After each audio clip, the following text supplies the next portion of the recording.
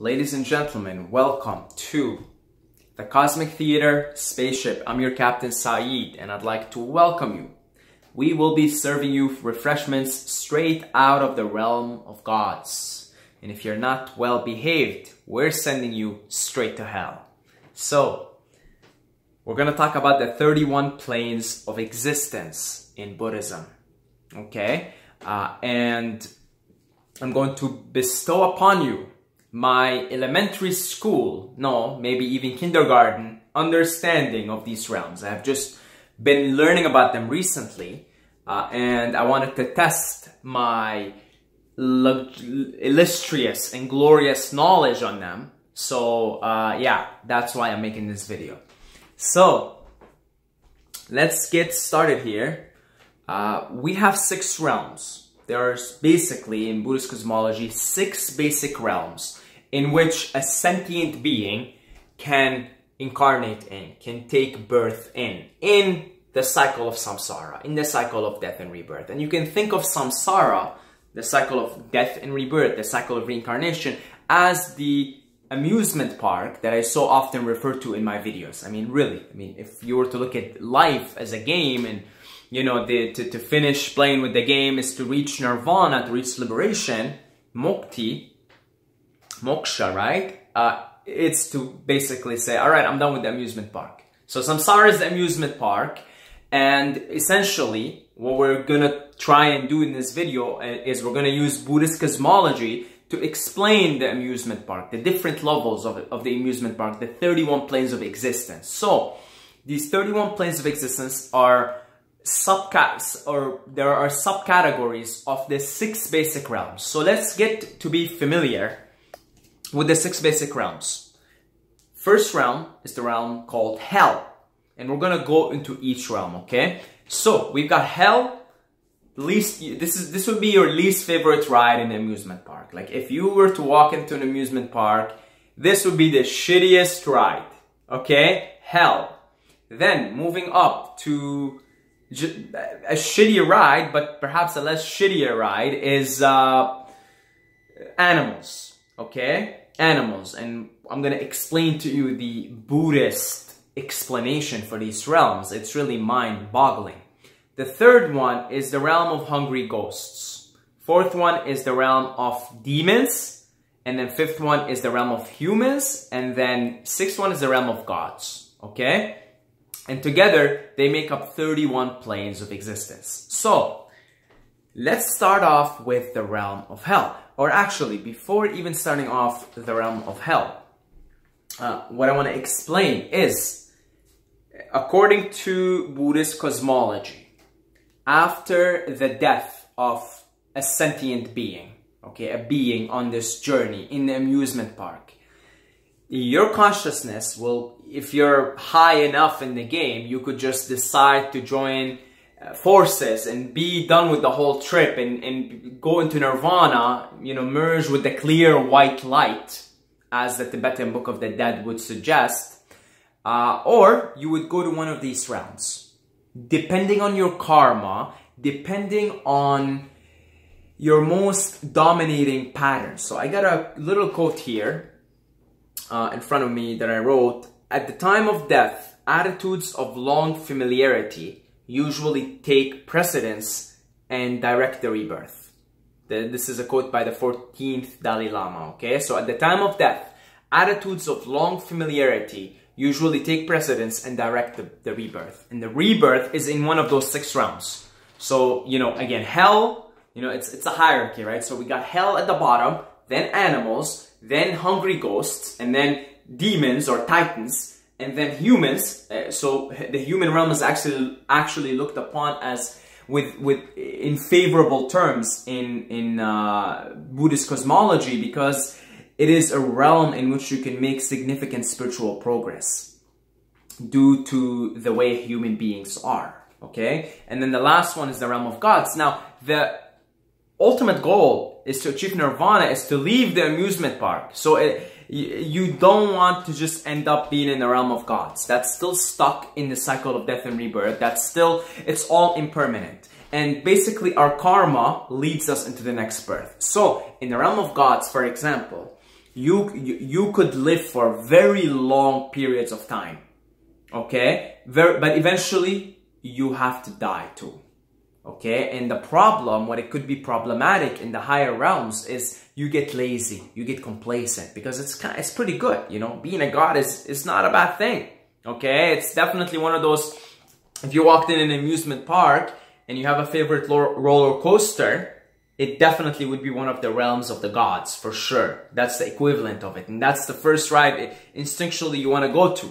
But it might be too scary or just too advanced, so you have to kind of work your way up. Now, the problem is, in the higher upper realms, as the Buddha explained to his disciples, is you can get complacent and forget about the ultimate goal, which is Nirvana, which is, you know, essentially ceasing to exist as an individual being and merging with it all, merging with the universe, with the clear white light. And then it could just be so good in there, but you're going to have there, it's just like anything in samsara is impermanent. You know how us humans in the human realm, we live, we die. In the animal realm, same thing. Even in the realm of gods. Gods live much, much longer. Their lifespan is much, much longer. And time is obviously perceived differently there. However, still, the most glorious gods have to die at some point. Okay? So, now that we explained this, so you know, give you a sort of a context for what we're going to talk about, let's start with the realm of hell. The realm of hell is a realm of unimaginable suffering. Buddha's disciples, they asked him, what is the suffering like in hell? And he said, it is really difficult, my sweet friends, to come up with a metaphor or a simile. But I'm gonna try and do it anyway. So he said, imagine you were pierced by 100 spears in the morning, but you didn't die and you're suffering. And then somebody came and pierced you with another 100 spears in the afternoon and you're suffering. You still didn't die. And then somebody came in the evening and pierced you with another 100 spears. That's 300 spears. And then he said the suffering, this does not even amount to a single grain of sand of the suffering in hell. Okay? And so beings go there, they go to hell, who have accumulated a lot of bad karma. They haven't really been well behaved in the amusement park.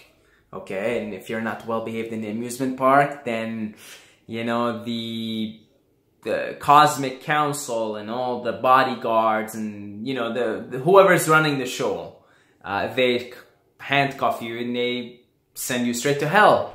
And then you do your time there. You do your time in hell, and you suffer in absolutely unimaginable ways. However, anything within the amusement park, every ride must finish. You know, if you've ever been to an amusement park, you know, as much of a good ride or a terrible, terrifying ride is, it ends. So even beings in hell, the ride will end at some point, depending on how much bad karma, how much hate and ill will and jealousy and greed you have, you know, and how many beings you have hurt in the amusement park. Then it depends, you know, you spend your time there, and unfortunately there isn't really a way out, because you can't, you know, there's only dukkha, there's only suffering in the realm of hell. You can't do good things. You know, one of the interesting things about being a human is the experience of duality and the experience of free will, or the illusion of it anyway, which means we could do good things or bad things. But in hell, you're kind of screwed. It's just it's just suffering. It's pure suffering. Your karma has to run through. Now, in some, you know, Buddhist traditions, you know, and definitely if you go to a Buddhist monastery anywhere in the world, you know, I go to a Buddhist monastery here, and I go meditate there. And if you go to any Buddhist monastery, you will always hear them pray for the well-being and the happiness of all beings. They use those terms, all beings. They're not just talking about humans. I mean, you might be there meditating and repeating, and you might think they mean, you know, humans or the world or Earth. They're basically talking about all of beings. You know, that's why compassion is such a big thing in Buddhism. Because it's a compassion for all of beings, including those ones that are suffering in other realms, in hell, in other realms, right? So question. I can hear some of you asking questions. Are these realms supposed to be physical locations? You know, like, is hell a physical location? Well, that's not the right question, because, you know, the physical, this is not even physical, okay? Nothing is physical. It's all happening in your mind. So you can think of all these 31 planes of existence and all these realms as states of mind, okay? Think of them as states of mind, because it's all a state of mind. This is all the experience of physicality. It's all in your head. It's zeros and ones. Even science now is coming to realize that with his simulation hypothesis, simulation theory. You know, they're coming to realize that this is actually not even solid. It's not even solid. So because nothing is solid, that's not exactly the right question to ask. It's all, think of it like mental states, because it's all happening in your mind. The amusement park is the imagination of consciousness, the imagination of God, if you will. So that's not the right question to ask. These are all mental states, and you could, as the Buddha did, you could, you know, if you're a highly skilled meditator, you could go to any realm you want. So the Buddha was able to navigate through these 31 planes of existence, and he was able to visit them and see what they're like, all just sitting down, you know, under a tree. So they're all mental states, because heaven and hell is a state of mind, because everything is a state of mind. There's no such thing as physical existence per se, solid. It only appears as solid. Okay, so, you know, that, hopefully that clarifies that objection. That question, let's say. So, let's get back into this. So, the realm of hell. You can't do nothing. Maybe the prayers of other beings in other realms can save you. Like if you have, you know, in the, I forget the name of the heaven. There's it's called the land, the pure land. The land of the pure, or the pure land, and there's supposed to be a Buddha there, you know, because there's so many Buddhas, it's not just one, and it's supposed to be such a, you know, next level place. Like think of the elves from Lord of the Rings. It's kind of like that kind of place, okay? Yeah, so maybe if they put in the good word for you, you know, with the managers of the amusement park, you might be able to be liberated from hell or something. I don't know. See, that's when I say I have an elementary understanding of this, because I don't know the complexities of it. I don't know the technical answers to this according to Buddhists. So, but I did hear that if somebody really high up in the game puts in the good word for you, you might leave early. You know, it's kind of like, you know, in jail, you get a 20-year sentence, and sometimes you leave earlier. A lot of times, actually, you leave earlier because somebody puts in a good word for you, or you serve, you do something in prison, or somebody comes and bails you out, or whatever, right? So, I don't know, but the bottom line is, you don't stay in hell forever. There's no such thing in Buddhism as you stay anywhere in the amusement park, in the samsara, in the different planes of consciousness. There's no such thing as you stay there forever. Because all of it, the whole thing is impermanent. It's always, it's an illusion, and it's always changing. Okay? So, realm of hell, you know, really, really badly behaved players go there. Then, higher up is the animal realm. Okay? And, you know, I thought, you know, being an animal, why is that such a bad thing? You know, animals are so cute, and, you know, like puppies, and they're so, you know, beautiful, and, you know, you look at squirrels, and, you know, they're like, for me, squirrels are like the jokers of nature. They're just, they're so playful, and they're just funny. They're always cracking jokes and playing, you know, but you might think, okay, like, is animal such a bad thing? So the Buddhist explanation for this is animal life is so mechanical. It has very little space for, what can we do this? Spiritual work, or, you know, certainly not as much as a human is capable of.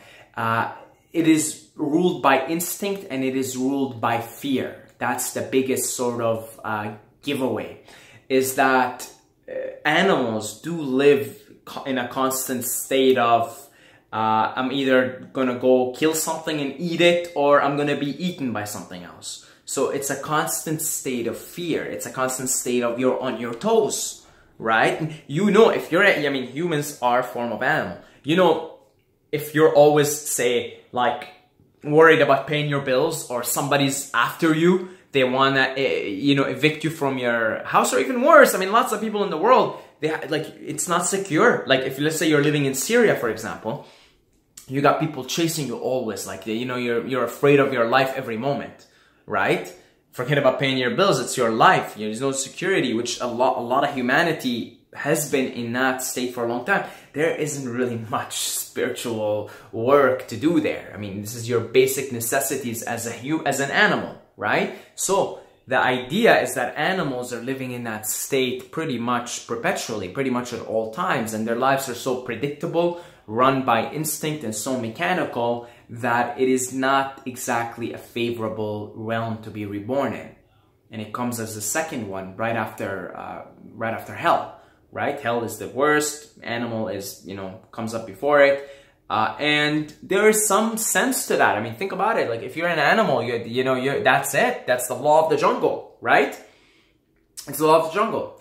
And so the idea is that, you know, because it's such a, it's got a cruelty aspect to it. Again, you know, I mean, you ever seen lions chasing zebras and putting their claws into them? Like, so the idea is that, again, you might have to go into the animal realm, be reborn in the animal realm, and serve your time there, and kind of live in that sort of fear or flight type existence, if you will. Again, until your time runs out, or again, if the higher ups can put in the good word for you, and then maybe you could be reborn in another higher realm next time around. So, third realm, going up the amusement park, is the realm of hungry ghosts. And usually beings are reborn in the hungry ghost realm who were greedy and lustful in, say, in other realms, in other existence, right? And so hungry ghosts, they have really big bellies and small mouths, and they just kind of roam around.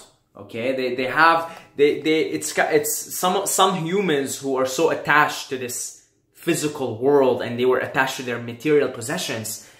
They have such a terrible time when they leave, when they die, that they don't want to wander off the earth too long. They want to be near their material possessions. They want to be here, and so they end up being hungry ghosts. And hungry ghosts are always hungry, no matter how much they eat. You know, they're always hungry, and it's just, again, those realms, again, all three that we're talking about here are realms that are pure suffering. There's no room for pleasure. There's no room for, pleasant sensations. It's just suffering. You kind of do your time until your karma runs out. So, hungry ghost is the third realm. Fourth one is the demons. Okay, and the demons, again, demons are power-hungry people. Beings, let's say, okay? They're always fighting amongst each other. And from what I've read, from the literature that I read, humans tend to be scared of demons, but they shouldn't really be, because demons are too busy fighting one another. Okay? So now, here's the thing. You know, people who do psychedelics and they have bad trips, they're probably going to one of these realms, and they're not conscious of it. That's why I've sort of lately in my videos, I've been cautioning a lot about the use of psychedelics, because if you're not aware enough, or you're not in the right place at the moment in your head, you could, I mean, these things open you up to, you know, to consciousness, to the software, to the amusement park, and you don't know where you might end up being, right? But all the demons, all the demonic stories you hear in Dante's Inferno, or I think it's called Inferno, right? Where he basically goes to hell and describes it in the most vivid details possible. These are real places, at least as real as this one. Okay, and they're all illusions. It's just samsara. It's ever changing. It's like a, you know, they're all illusion, but they're as real as this one. So they're relatively real. So demons are real. They're real, just as real as you and I, just as real as this existence, just as real as this plane, the plane of this physical, right? And humans and animals, they do exist. They're real.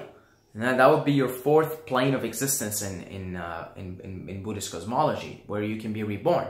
Okay, usually beings who are power hungry, they can be reborn here. And believe it or not, you could be in the realm of gods and still eventually, if your karma runs out and you haven't done any work to get to Nirvana, because in the realm of gods, gods can fight amongst each other and do fight amongst each other.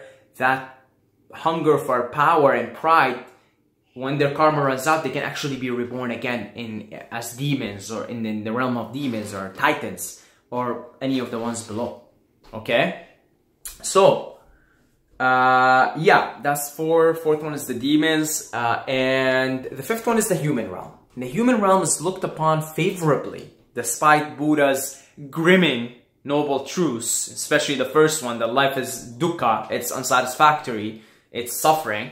The human experience is looked at as very precious, very rare, and it's looked upon with a lot of favorability, because it is an experience that provides you with duality, that provides you with contrast, that provides you with good and evil, with pleasure and pain, and reminds you of the impermanent nature of the world. So it is supposedly an extremely rare experience to be a human being. So, you know, most of our brothers and sisters in the amusement park, they're not humans. They're in other realms. And unfortunately, and perhaps predictably also, the four realms, the first four we talked about, which are pure suffering, they are the most populated realms. Okay, so human experience is favorable in Buddhist cosmology, in Buddhist doctrine, because of the contrast, because of the duality, and you know, we're able to be reminded of the impermanent nature of things. Because if you're in the realm of gods, you're just having a good old time. You don't really care too much about meditation, about nirvana. You're just having a good old time, and if you can, and you're living longer, your lifespan is much longer. So you fall into the trap of thinking this is it, baby, and then eventually your good karma runs out and you could be reborn, not, you know, worst of all, not even as a human, but possibly in the lower realms.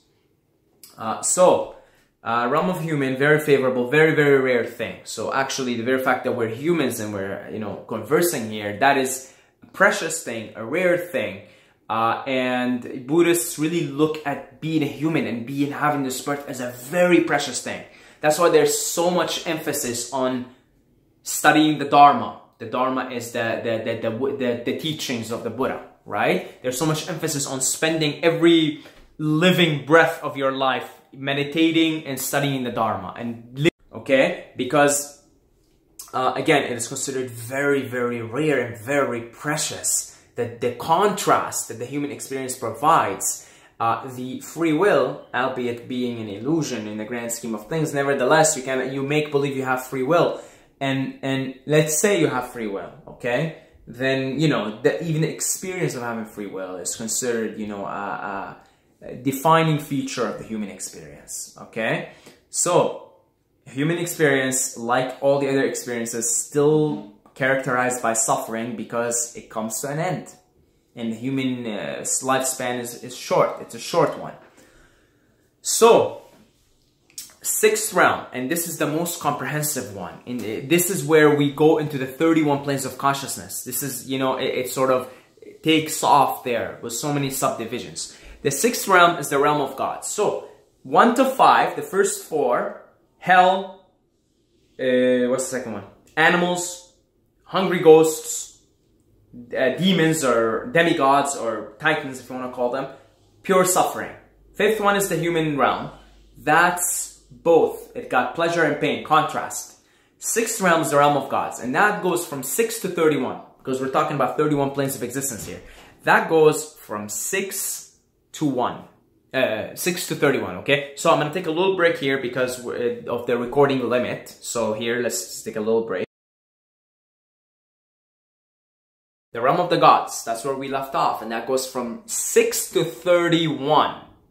And this is the part of the amusement park where if you've been a goody two-shoe, right? If you've been doing everything right, you've been very generous, virtuous, and you've made some significant spiritual progress. Maybe you had been a teacher in the human realm or something, or whatever it is, you've been accumulating good karma and you've been making spiritual progress. You know, you've kind of left off all the four, you've done your time, paid off your karma, and you've got a lot of good karma now, right? You've been really good. Birth after birth, you've been reborn as a human, birth after birth.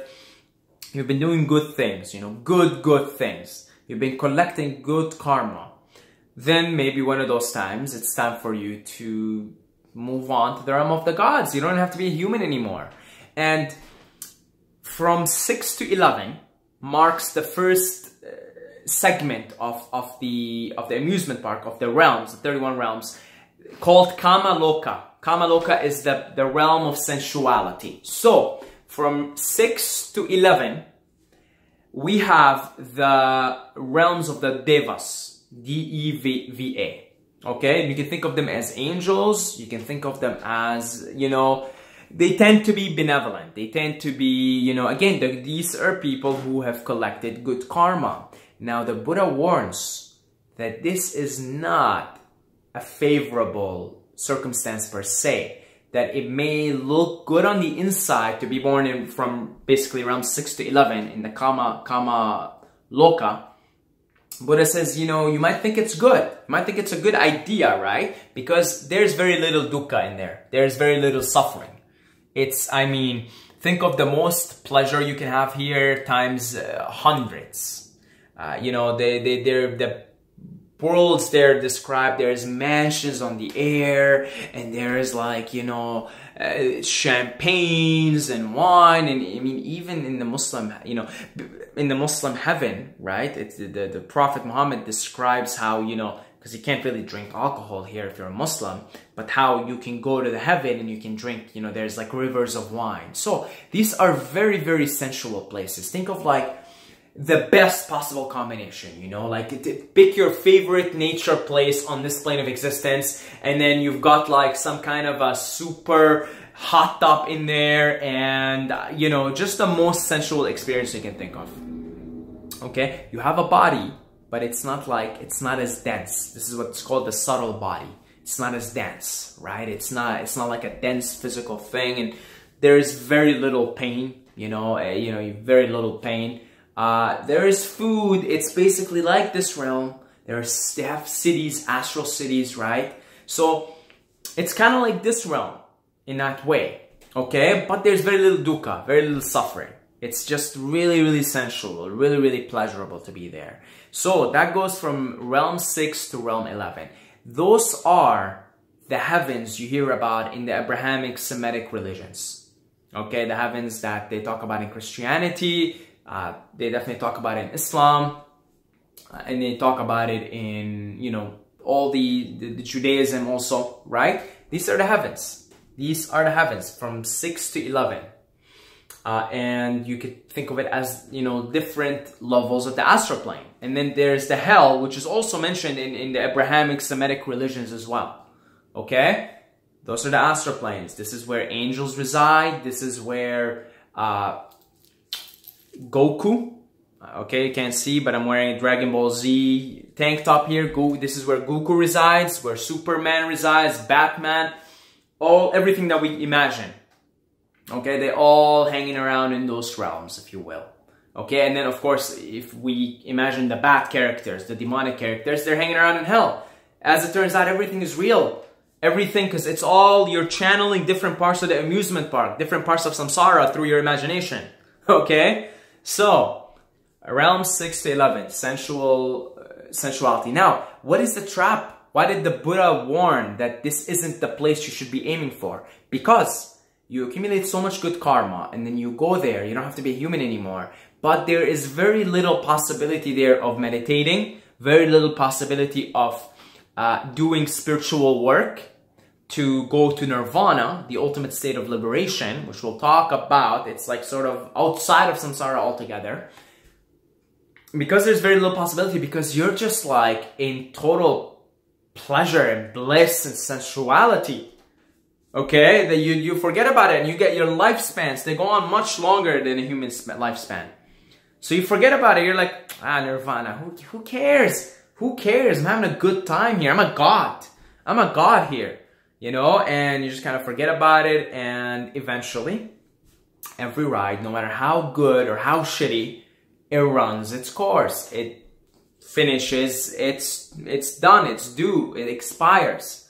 Every ride, no matter in any amusement park you go to, any ride, if it's a good ride, if it's a terrible ride, it's gonna end. So in the same way, your good karma runs out, and then you would be lucky if you're reborn as a human, because there's a very good chance that you've been competing with the other gods in those realms, okay? And you're now become power hungry. So you might actually be reborn in the demon world or the ghost world or something. So the Buddha warns, he says, don't aim for that. Aim for nirvana, go for broke. You know, why settle for less? So in many ways, it seems to be, you know, that it might be better for you, you know, to be reborn as a human than to be reborn as a god, because the constant contrast, the clear contrast in the experience of being a human and the pain that is involved in the difficulties of being in a dense physical body always reminds you of the true impermanent nature of everything, propelling you, giving you a higher motivation to just go for broke, go for nirvana altogether. Okay, so realms 6 to 11, those are the realms of the gods in the sensual loka, the Devas, D-E-V-A. Now, moving up, the next 16 planes, all within the realms of gods right now, okay? From level 12 to level 27. Beings who are described as very peaceful, very, very benevolent, hang around in those realms. And you can think of those beings as like the sages that come and grace us here. Not necessarily the self-realized beings like the Buddha and Jesus, but the sages. You know, the sages, like, you know, those really benevolent people that you come across every once a month. You know what I'm talking about? Those once a month you come across this old lady and she's just so graceful and beautiful and you just want to be around her and talk to her and be in her presence. You know, those are usually the beings that end up in those realms. They sort of transcended even their need for power, because a lot of the folks that end up in level 6 to 11, right, the realms of the gods 6 to 11, the sensual realm, they still got a lot of attachments to power and things like that. It's just they've done a lot of good karma. But they go to the realms of the gods, they still got their power trips, they still got a lot of things to sort out. But usually the beings that hang around from level 12 to 27 are like, again, those ones that you know, the once a month encounter you have with an older lady, an older man, very graceful, very just full of love, full of compassion, full of light, right? And usually, you know, these beings, they like to be in solitude and meditation, and they prefer nature over cities. And, you know, usually those beings end up in one of those realms, you know, between realm 12 to realm 27. Now, realm 12, level 12 to level 27 in this amusement park in Samsara, they're called Rupa Loka. Rupa Loka, you still got a body. It's fine though, it's very subtle. It's not heavy, there's no dukkha, there's no suffering. You know, and the beings that are in that, it's called Rupa Loka, fine material, the realm of fine material realm. They are often described as having bodies of light and just being so benevolent. And when I used to hang around this beautiful area called Dandas last year, if you've been following my channel from, you know, its conception, you've seen me make a lot of videos in nature, and I used to live by nature, and I used to go to this place, and I used to have communication, and the communication could be just through the feeling with extremely, extremely benevolent spirits, extremely benevolent entities. And I can definitely say now that I'm learning about this, that they were hanging around between 12 and 27 in the Rupa Loka. Very benevolent, you know, very, very calming, very relaxing presence. And you could communicate with them. If you sit down and meditate, you can communicate with them. And actually, you know, when I left the area and I went to say goodbye, I cried for like an hour, And those beautiful, lovely beings, they kept telling me how much they love me, and they told me you're blessed on your new journey, and it was really something. It really was. And now that I'm learning about this, I can say that those beings were sort of hanging around those, you know, again, those are mental states, right? They were hanging around between 12 and 27, and probably when they were in their human incarnations, they preferred nature, and now that they're in this more subtle state of being, they're still hanging around in the physical locations that are close to nature, if you will.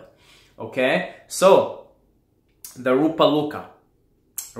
So probably a much better place to be in than the lower realms of the gods, which is realm 6 to 11.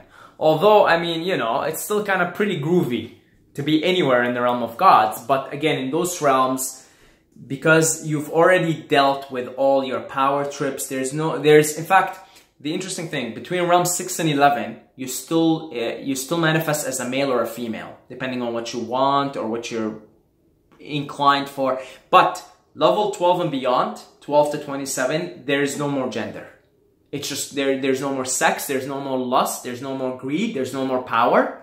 There is just, that's it. You've done a significant spiritual work on yourself that you moved up to those levels. You've now transcended it. So there's no genders there because there's no sex, there's no attachment, there's no lust, there's no greed. Whereas realm 6 to 11 in the realm of gods, it's still like, these beings can still be like pretty nasty. It's just that they've done a lot of good karma, a lot of good things back in their days, but it doesn't mean they've dealt with it. They've dealt, because remember, the goal is not to have good or bad karma. The goal is to go for nirvana, go for broke. So that's why, you know, like if you look at the Greek mythology, what is it? Mythology, right? Greek myths. Okay, Greek myths. If you look at Greek myths, you see Zeus and all these gods fighting amongst each other. Now, these are all gods that exist. They're just as real as you and I. They exist from realm 6, levels 6 to 11. So they're still like battling for power and whatnot. They're gods, but still, they've got to deal with a lot. Okay? It's just they've done a lot of good karma and they've made a lot of spiritual work, and they've sort of worked up the levels of the game that they ended up being in those realms. So, much better to be reborn and find yourself in the realms of Rupa Loka, 12 to 27. Now, from 28, 29, 30, and 31, the last four, it's called Arupa Loka. You don't have any physical body anymore, but you still have a sense of separation, if you will, a sense of individual identity. No more physical. You're pure mind at that point. You're pure mind. Very, very, very high states. Highest one, 31, being the level of neither perception nor non-perception. All of these realms, by the way, were visited by the Buddha during his meditation. And he reached a final stage, 31, which is not Nirvana. Still within the illusion, still within the amusement park. A very, very high level in it. Okay? You don't have a physical plane, physical body in those last four levels. You're pure mind with still an individual sense of identity. In those four realms, you're called a non-returner. You're finished with all the 27 levels below you. That's it. You're finished with them. You're a non-returner. You don't go back there anymore. You'll hang around there for God knows how long. And eventually, you'll just be like, all right, guys, peace. I'm going to Nirvana. I'm going to merge with the white, clear light. So, there are an incredible amount of stories of yogis who just sit there and you know, with a ceremony, with people watching them, their disciples and their families, and they leave their bodies. When you're a highly skilled yogi, a highly skilled monk, a highly skilled meditator, you're familiar with all these states of consciousness, planes of existence. So, you could go and basically leave wherever you want. Okay? And a lot of, you know, highly skilled meditators and yogis who know they can reach Nirvana, they've already reached it, but they decide they want to hang around in the amusement park a little longer, they'll go to these higher planes, like the last four. Okay? They'll just go hang out there. So, yeah, if you're like a really highly skilled meditator, you pretty much have conscious choice to go wherever you want to go. So in those 4 realms, you're a non-returner. You've made such significant progress in the journey, in this journey of the soul to Nirvana, that you're a non-returner. Now, you could choose to go back to those realms, but you're a non-returner in the sense, in that set. When you return to those lower realms, you don't have any more leftover residual karma anymore. So, for example, the Buddha is a non-returner, but he still came back to this realm of humans to help us, to lay down the Dharma, the noble truths, to teach the Dharma, to show us the way. He still came back, okay? So a non-returner doesn't mean you don't go back anymore. You may choose to. You may choose to never return and say, that's it, I'm hanging around, bye-bye, see you later. Or you might choose to. It's up to you, depending on your trip, your particular trip. You still get an individual identity there. That's sort of what's stopping you from reaching Nirvana. You're a non-returner. You have the conscious choice to go there anytime you want, and you can consciously choose to go down to the lower realms, either to help, to hang around, or do whatever is necessary. Okay, now you know all these highly skilled yogis in the Himalayas and the monks, you know, they leave their bodies when they want to, like Vivekananda. Vivekananda, he was, an extremely important figure in the philosophy, the Hindu philosophy of Vedanta. And he made a prediction early in his life that he's not going to make it past 40. And when he was age 39, in front of disciples and, you know, fellow yogis, he left his body. He just sat there and he went to samadhi. He left his body. That's it. So when you're highly skilled, that's it. You become a non-returner. So you're a non-returner in consciousness. Doesn't mean you don't go to the lower realms. It means you choose to do whatever you want. You're a non-returner at this point. And so those are the last 4 realms. Pure mind, very, very, very, very high being, very high state of being. The only thing now that is left for you to do is to let go of your individual identity. And that's when you reach Nirvana. That's when you merge with the white, clear light. And you just kind of become no one. That's it. You become the light. You are the light. You know, you become the light. And so, you know, I'm reading the Tibetan Book of the Dead. And I gave it a listen. Sorry, not reading. I'm listening to it. I listened to it once. I'm going to listen to it a few more times. But they describe the luminosity. That's the first bardo. Upon death, you will be in the presence of the clear white light, which is the nature of your mind, the nature of your true self. And you have the chance to merge with the white light.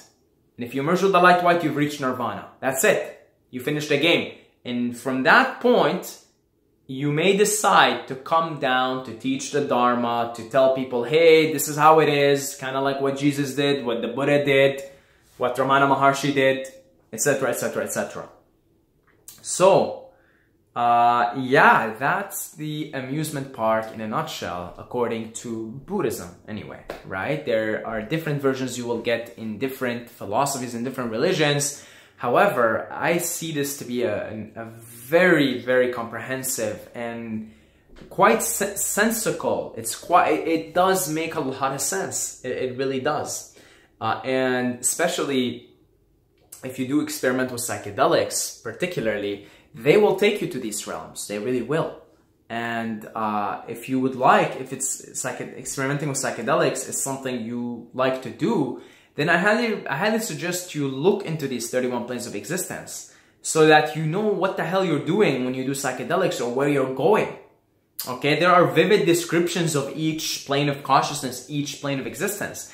And bad trips, what bad trips are, my friends, is going into the lower realms where there is suffering. And that's because you haven't done enough preparation, put yourself in a good state where you're not inclined to go down to those realms, because these are all states of mind. Okay? So, hopefully you enjoyed this trip in the cosmic theater, in samsara, in the amusement park. And my apologies for, again, my limited and elementary school understanding of these things. I am new to them. I am new to Buddhism. I've only been studying Buddhism for, you know, the last year or so, and not with a lot of focus per se. I've been studying Buddhism amongst many things, but you know, my apologies if I didn't explain something properly, or if I messed something up, or whatever. I'm still learning these things, and I wanted to share them here, and I wanted to test my understanding of them, okay? So I'm still very, very deeply immersed in this, and I'm immersed quite deeply with a lot of curiosity in the Tibetan Book of the Dead. I listened to it the first time, didn't understand nothing. All I could understand is the first bardo. There's a clear white light, go to the clear white light. So once I have a decent understanding of the Tibetan Book of the Dead, then we can talk about it in these videos, okay? So I want to give a special thanks to our Patreons who are supporting this channel.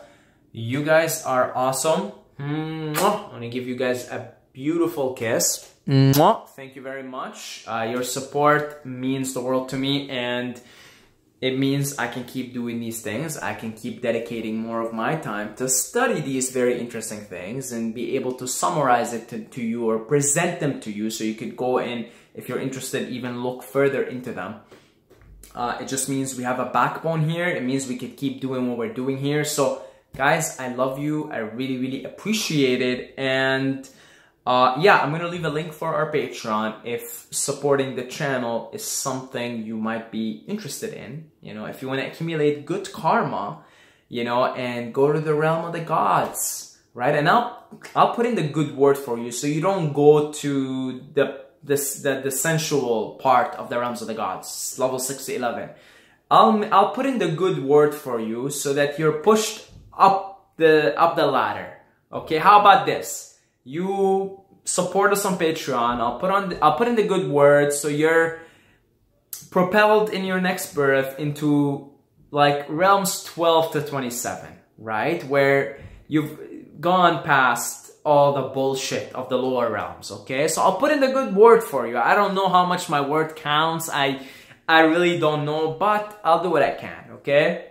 So, if you'd like to support us on Patreon, it will be in the description, in the comments. Anything is absolutely appreciated, and we're always looking for the cumulative effect. This is a community, right? So, it may not mean much to you, but it means the world to me. So, God bless you all.